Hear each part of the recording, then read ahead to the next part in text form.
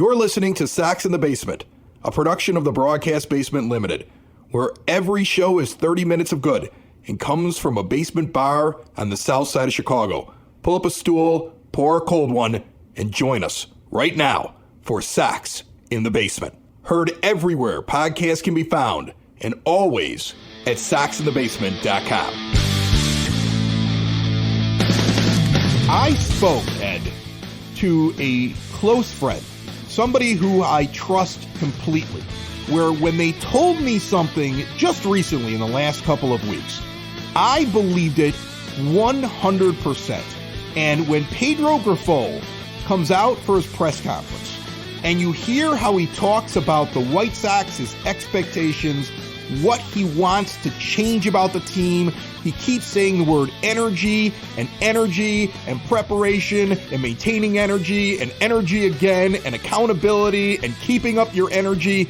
And it goes back to something that I was told by this trusted source, that within the Royals clubhouse last season, the scouting report they had for the White Sox was, get up on them early, do something to them early, they'll give up. If you can get them down, they're done. They beat them 10 out of 19 times. Pedro Grifol was the guy who it sounds like was making up the program for them before every team came to town. I guarantee you that he walked in and told Rick Hahn, this is what we thought about your club. They're better than us. We beat you more times than you beat us because of this. And Rick Hahn leapt from his desk, hugged him furiously, said thank you after 2 years of having Tony La Russa as his manager, which he didn't want and his owner forced upon him. And from that point on, that's why he is just so giddy. Did you see him? He looked like somebody who had been freed from prison. Like, I'm not forgiving him for his front office moves, but that man was the happiest I've ever seen him in my entire life. And what Grifol said backs up what I heard about how teams thought of the Chicago White Sox last season. And that tracks with how we viewed him on the field. Now, I don't want to impugn your sources, of course. I just find it hard to believe that you have friends. This is what I believe, man. And I heard this a couple of weeks ago, and I didn't want to bring it up because, like, I'm just throwing things out there. But after I heard him just keep saying it over, I mean, listen to the man. Well, like I said before, this is an extremely talented ball club. And it was a really difficult club to prepare for, because if the energy was high, they can beat anybody in the game. And if the energy wasn't, we were able to have some success against them. I mean, he is just saying it over and over. He says it again. This is a very good club. It's a club that's prepared to win, to do great things. And I personally I'm gonna be a stickler to the preparation, the energy. It's going to get us where we want to go. These guys are going to come to play every single night. This guy did the scouting reports on the teams coming in. This guy did the prep for his players to make sure they were ready. This guy has expectations for his team that he probably tried to put on a Royals team that didn't have a lot of talent. And this lines up with what I had heard about how the White Sox were viewed. And you know what? I viewed them that way. Which White Sox fan watching them didn't feel that way? That the moment they were down, they quit. I mean, I would love to be a fly on the wall in spring training when Pedro Grifol gets in front of that entire team, closed doors, and tells them exactly what he and the team he just came from thought about them last year. And tells them, and you're better than them, and we kicked your butt, and we won more games than you won against us. And that's why. I would love to be a fly on the wall when he talks to specific players that he scouted and knew were the type of player that would get down on themselves, would give up, would give, half swings up at the plate, would say, well, this game's out of reach. I would love to be there when he tells them, are you in or are you out? And I guarantee you he's going to be having off-season conversations with certain guys to try to get a feel for them if the front office is going to make any moves. Now, Rick Hahn did come out and say in this press conference, it's not going to be like a complete overhaul of this roster. But let me tell you something right now. He's super excited about his manager. He's super excited about it. He's gushing about his manager. And what Rick Hahn has right now is a second chance. Something where if his manager brings the energy, fixes these things, does what he says he's going to do, and he's able to push the right buttons, he can change the narrative about him. Because for a guy that talked about how you don't want to be insular, and he made a point of saying that about, bringing in guys from other organizations for this coaching staff as well that's going to work with Grifol. He's been around for 20 years. So he's insular.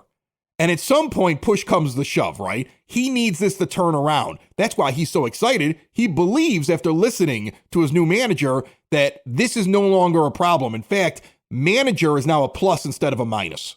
And that's what it had to be. Whatever hire they made, okay, it had to be because Rick believed that this manager was going to take this roster for the most part and take them to the next level in a way that we hadn't seen. And, you're talking about Pedro Grifol, that is talking about the preparation and the energy and the communication and all of that stuff.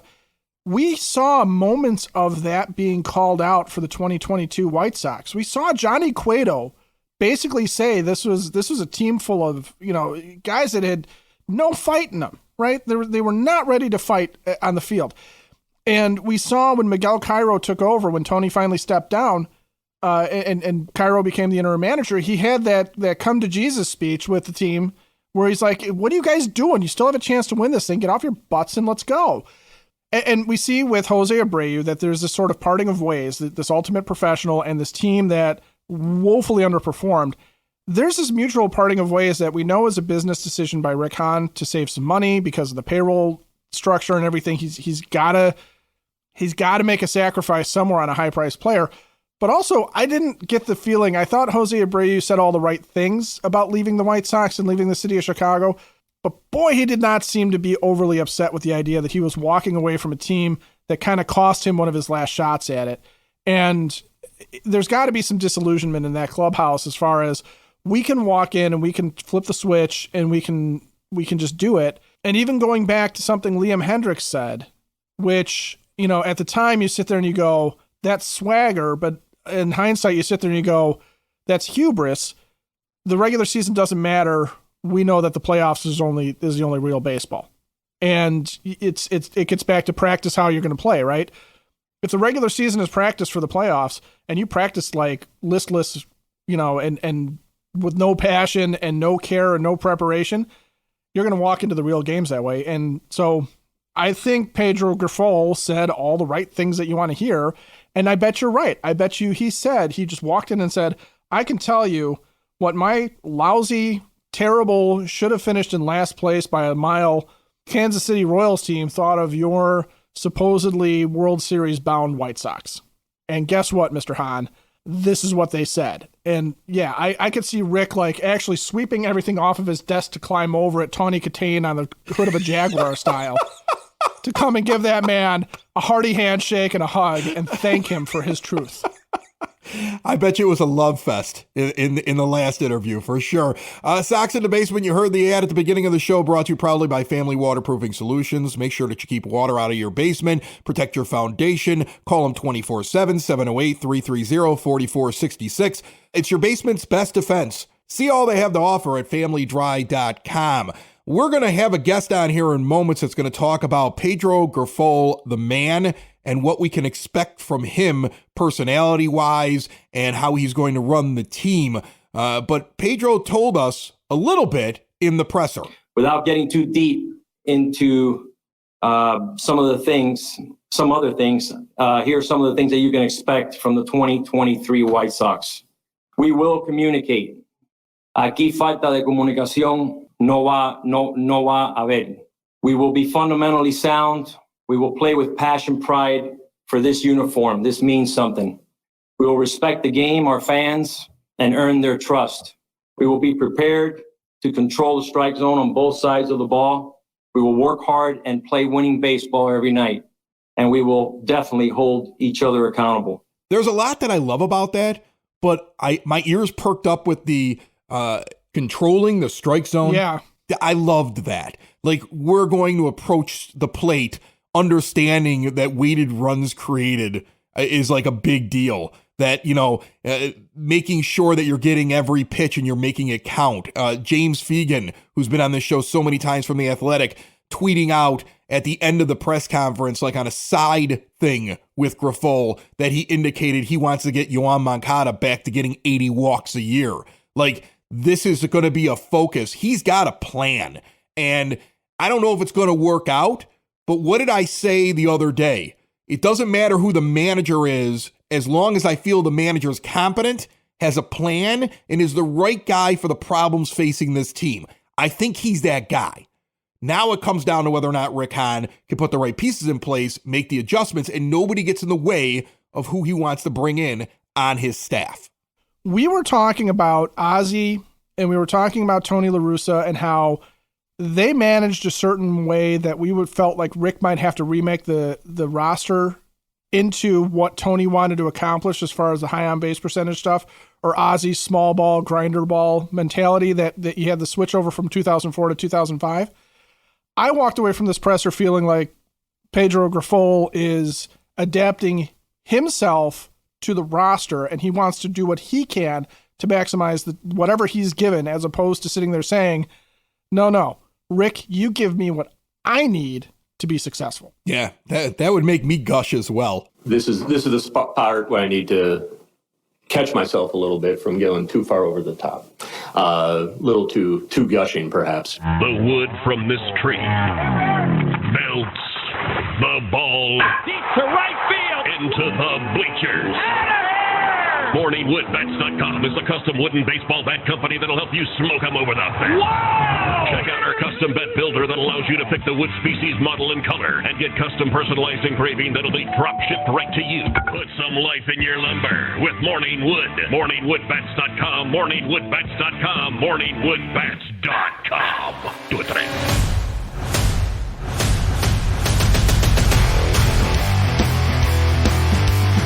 Use the promo code SOX22 when you make an order at morningwoodbats.com. You get 10% off. That's for Sox in the Basement listeners. Really cool stuff on that site. Make sure you check it out. On the line with me right now, a guy who is well sought after, I believe. I've seen him pop up in a few different places already. I think it's because he did a very extensive interview with new White Sox manager Pedro Grifol. And Alex Fuse is on the line with us right now. How are you, Alex? Good. Thanks for having me. You've done some play-by-play. I want to get into this first before we get into all the fun stuff about Pedro Grifol. You've done some play-by-play, and you and I were just talking moments ago before you jumped on, trying to figure out, like, I always go like, okay, well, how do you pronounce this? And I want to make sure I'm doing this right. And you probably have to do that every time a team comes in. Like, sit there and look at the roster and go, how do these guys all actually say all their names? Not only do you have to figure out how they say it, but you got to remember it throughout the broadcast. So it's like in your head, if you hear it or you see a name and it's like, okay, I've seen that before, this is how it is. And then you'll learn like 2 minutes before a broadcast, it's something completely different. Now it's like, okay, I heard it, but now how do I say if it's a big hit or they're coming out of the bullpen and you haven't seen them yet in a baseball game per se? That's what's so tough.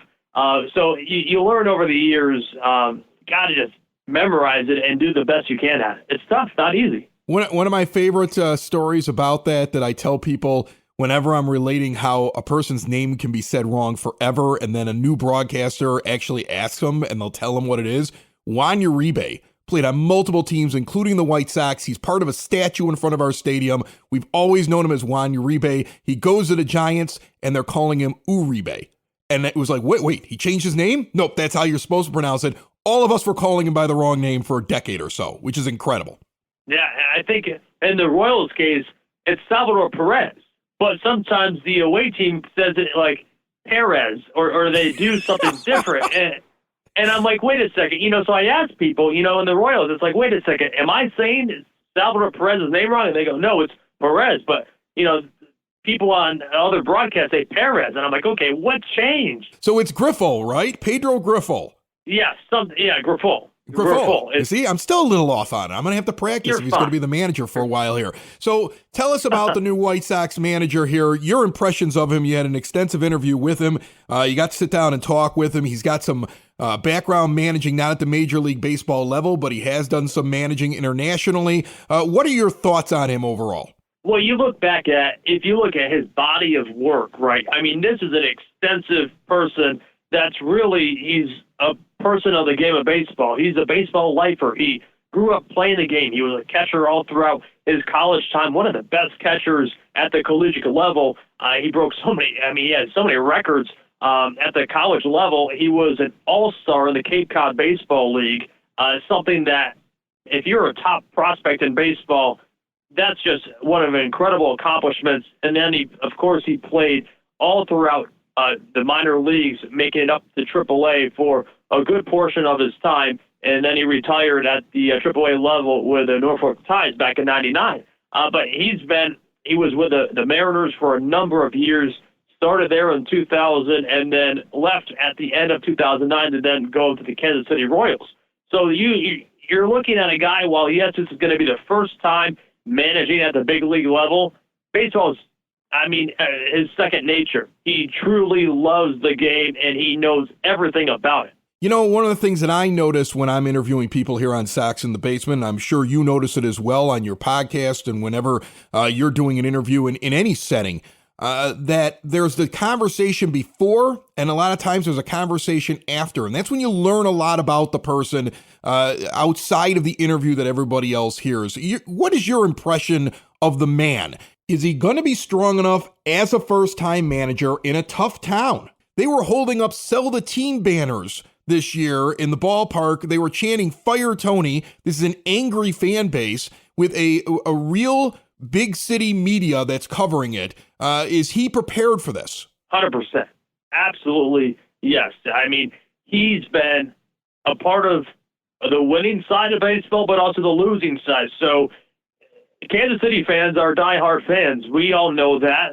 Maybe not as intense as Chicago can be. It's a larger market, yes, but still, the Royal fans, they want to win, and he dealt with both sides of that. He can feel the pressure of a manager if you're on the coaching staff, I'm sure. So this is an exciting opportunity for him, I think, right? This is the reset button that the White Sox are trying to hit right now, and bringing in a guy that, number one, I think his leadership, communication, on-field instruction skills, also his bullpen management as well. We'll go into this and his analytics. Those are the key skills that Grifol will bring to the White Sox immediately, not just on spring training or halfway through the season when he gets settled in. No, this is going to be a day one operation that Grifol is going to run when he gets his first opportunity. Alex Fuse and every guest here on Sox in the Basement brought to you proudly by the Village of Lamont. Want to experience a downtown with real history, great eats and drinks, and green spaces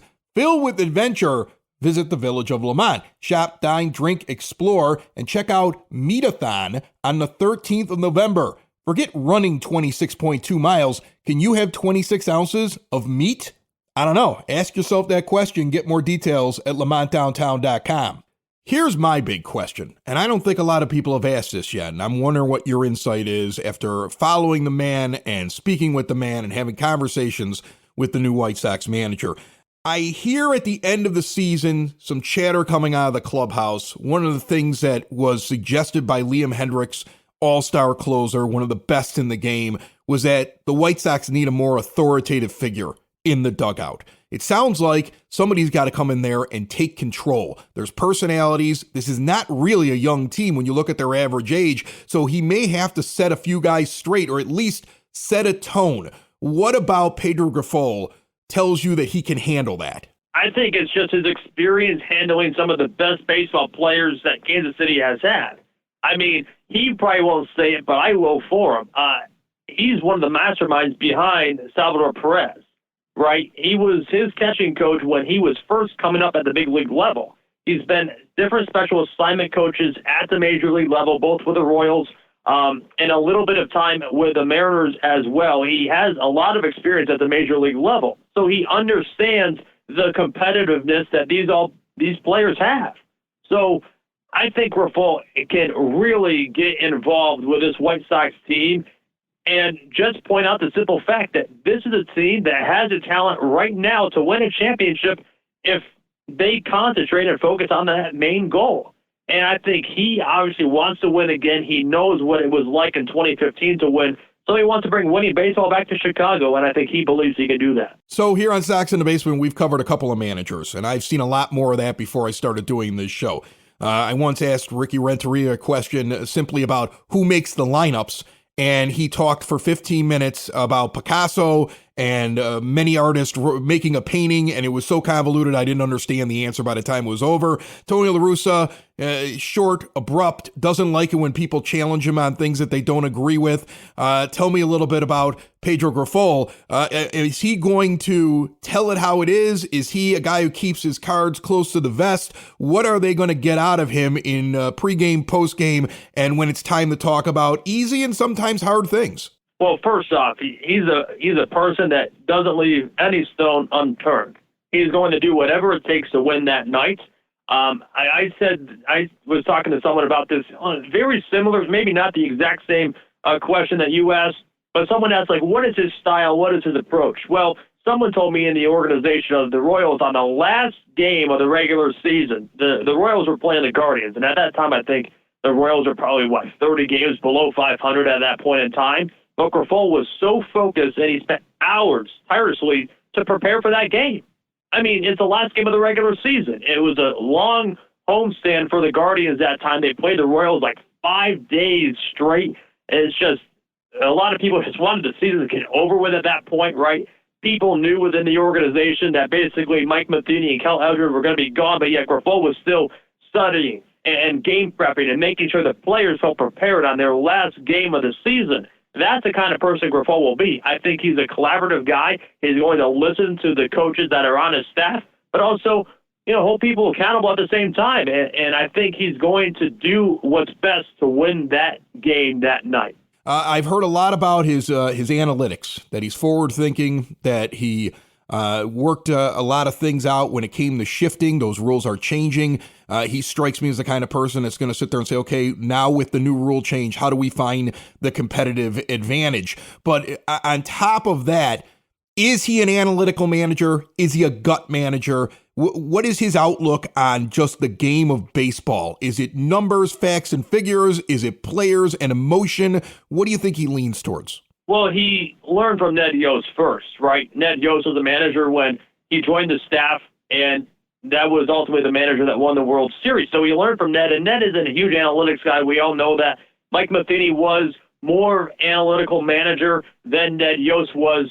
So he got to learn from a few different perspectives. Obviously, as a former player, a professional baseball player, that is, and he knows what it takes to win games. And I think he's going to be analytical, but also he managed where resources weren't really there in the Dominican and other leagues outside the country, where, frankly, the resources that Major League Baseball has, all the analytics that we have now, those countries didn't have. So he knows how to win without them. He was a manager in Venezuela and then the Dominican Republic as well for a number of years during the Winter Leagues. But also, obviously, he knows that is how the game is played now, right? Every team is up to date with all the analytics usage. So he's going to really try to, I think, just mold the two together. And it's really difficult. I think you see teams lean all in on analytics. I don't think that's going to be him. I think he's really going to say, okay, this is what we're going to do, and try to find that perfect balance of what's real and how do we use analytics to win that night. Alex Fuse, nice enough to jump on with us here on Sox in the Basement. You do podcast interviews, play-by-play, so many different things, Alex. If people want to check everything out, it looks like there's a great landing spot. It's just alexfuse.com, F-E-U-Z. And I appreciate you jumping on the show and talking a little bit about the new White Sox manager, because I think that very, very quickly, the moment the announcement was made, it was like, who? That guy was a serious contender, and then Twitter goes nuts, and I think people just need to learn a little bit about the guy. 100%. Thanks again for having me, Chris. Sox in the Basement listeners, do the hard work. And if you're a hardworking man or woman on the South Side, you need to be outfitted properly. And that's why you should visit Red Wing Shoes in Evergreen Park, New Lenox, and Geneva. A work boots specialty store that carries sizes from 6 to 16 and feet as wide as 4E. A 115-year-old company that came out of Red Wing, Minnesota. And one of its largest stores in the entire Midwest is in Evergreen Park, Illinois, ever since 1976. When you're on your feet, the footwear is everything. So why not get an expert fitting? They warranty, repair, and offer free conditioning with laces. And they also carry Carhartt work clothing as well. Located at 3347 West 95th Street in Evergreen Park, Illinois, at 208 East Maple Street on Route 30 in New Lenox, or at 1749 South Randall Road in Geneva. Visit them today. You work hard. You've earned it. Red Wing Shoes. How do you think Ozzie Guillen feels right now? I want to get more into Grifol, but I just want to get your impression. Like, how do you think Ozzie feels? Like, when you get a second interview and you've won a World Series with a team, you probably think you're getting the job, don't you? Like, I would think that. Like, I try to put myself in his position. And it has to be difficult, too, when the place that you do pre and post game is covering this like crazy. There's no way, I mean, unless he muted their accounts, it's popping up constantly, the guy who got the job over him. That's got to be for anybody, just take all the feelings you have about Ozzie Guillen out of it. Like, this is probably a rough thing right now for him, and it struck me. It just, like, I was watching how everything was going down. I saw who they announced. I'm excited about the hire. We had discussed Ozzie as a possibility. But when you hear 2 interviews, I remember when I would ever get a second interview doing anything, the job was in the bag. That's how I felt, at least. This is Kind of like being rejected by your girlfriend twice, isn't it? Yeah. You know, she dumped you once, and then she still wants to be friends, and you start hanging out with each other, and then you go in and you're like, all right, let's go back to the way we were. Okay, let's get back together, baby. Right, and you think you're going to get together again, and then all of a sudden she introduces you to her new boyfriend. Right. And you're like, what were we talking on the phone all night for? Like, that's what it... Yeah, you invited me over for dinner, and you brought your boyfriend? What the hell? Pedro Grifol, though, his hire gives the White Sox an opportunity to clean house. I know there's been some information leaked out prior to today about the status of Pedro's coaching staff. The only thing, or the only specifics I can get in today, or we can get into today, are about those individuals that we are certain will be on his next staff. Ethan Katz and Kurt Hassler will return in their previous roles. And we're pleased to also share with you that Charlie Montoya will be joining Pedro's staff as his bench coach. The remainder of those spots, we will go through a process with Pedro to conduct some interviews. We have a number of names, none of which we can really get into specifics about because they are mostly under contract with other clubs. There will be some internal candidates from within the White Sox organization for some of these spots. But I suspect at the end of the day, based on the conversations we've had over the last week or so, or a couple of weeks, I should say, that the majority of those spots will be filled by individuals outside the White Sox organization. I also find it really interesting that when I see something like James Fegan in The Athletic list what he's sure of, he lists a lot of people, but he doesn't list Darryl Boston. And in fact, the only time I ever see Darryl Boston mentioned is when somebody's going off a tweet of this is who's staying and the majority of the rest won't be, and they just assume he's out. Like, I predict he's the bad penny that somehow slides in there somewhere. Like, I can't get over it until I see him walk out of the building with his whistle on top of his box of stuff. He's going to be there somehow. I just feel it right now. I feel like everybody's just assuming it. I just keep hearing little things like, most of them will be from outside the organization. There'll be a couple of possible hires from inside the organization. Like, most of them will be that. I'm telling you, Ed, it's that one thing I just can't get out of my head until I see actual video proof of him leaving the building. Even looking him up online, it says officially he's been a White Sox coach continuously since 2013. Okay, so this would be 10 straight years of Darryl Boston. Doesn't it feel so much longer? But I feel like he was on other staffs before that. Like, I just, it is one of those where sometimes this insular, to use that word again, thing where White Sox players or certain members of the White Sox family, as they'd like to get referred to, just seem to have something of a lifetime appointment. He has not moved around on the coaching staff much, if at all. He's not a guy that you ever hear talked about as being somebody else's manager. So you do, when we're kind of poking fun at Daryl Boston because it's also the number 7 overall pick who's basically, never quite lived up to that hype. But we're also, talking about a guy that is one of these sort of endemic of some of the White Sox problems, this legacy thing that they do, where in his case, it's up front. We see it. It just seems like he's always there, like he's a fixture in the ballpark. And we are looking at a team that, for example, has 3 of its top 4 outfielders are guys that we consider to be defensively deficient in Eloy Jimenez, Andrew Vaughn, and Gavin Sheets. Then yeah, if there's somebody that Pedro can bring in that is going to give them better defensive pointers than what Daryl Boston's ever given them, great. Maybe it just takes another voice. None of those guys are outfielders, though. One's the first baseman, one's the DH, and the other guy is in some sort of a rotation until Oscar Colas takes over in right field permanently. Like that's in my mind. That when you say those names, that's how I view them. That's what we're hoping. No, right? that's how it has to be. Ed, that's how it has to be. It has to be that way, okay? It has to. Listen, I'm not worried about it being that way because I think Pedro Grifol is going to walk in and be like, you're a DH, you're the first baseman. Sheets, we'll find a spot for you. We'll see. Yeah, exactly, and let's see what we do in the offseason. The one thing I know they're doing in the offseason, the one thing that seems apparent that they're doing in the offseason, besides hopefully just going outside the organization and bringing in people that don't think like the people in this organization, which should be done at every level, in almost every position, in every office almost at 35th and Shields. But they're also, I think, moving on from Josh Harrison because he loves the number 5 and his manager's wearing it now and he's got an option. I think he's out. I think that's it for Josh Harrison. I think that was the indication. I don't see why they would be bringing Josh Harrison back. Well, if you look at the second base free agent list, there's not a lot of options.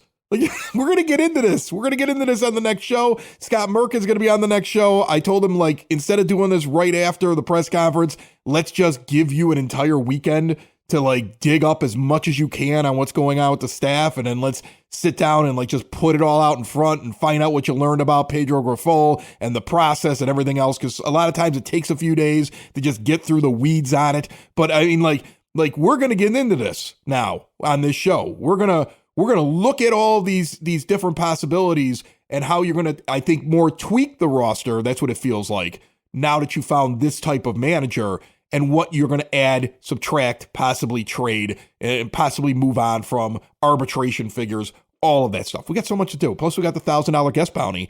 Remember, Parente and Norum, $1,000 for the best guest of the off season. I believe the first contestant will be at the end of next week. If you have not subscribed to Sox in the Basement, do so. You don't want to miss an episode. We've got a lot planned in the offseason. We have a lot of our fun in the offseason, that's for sure. And remember, Parente and Norum bringing us the $1,000 guest bounty this year for a free case evaluation. Call or text them today, 312-641-5926, or visit pninjurylaw.com. You got the pronunciation down?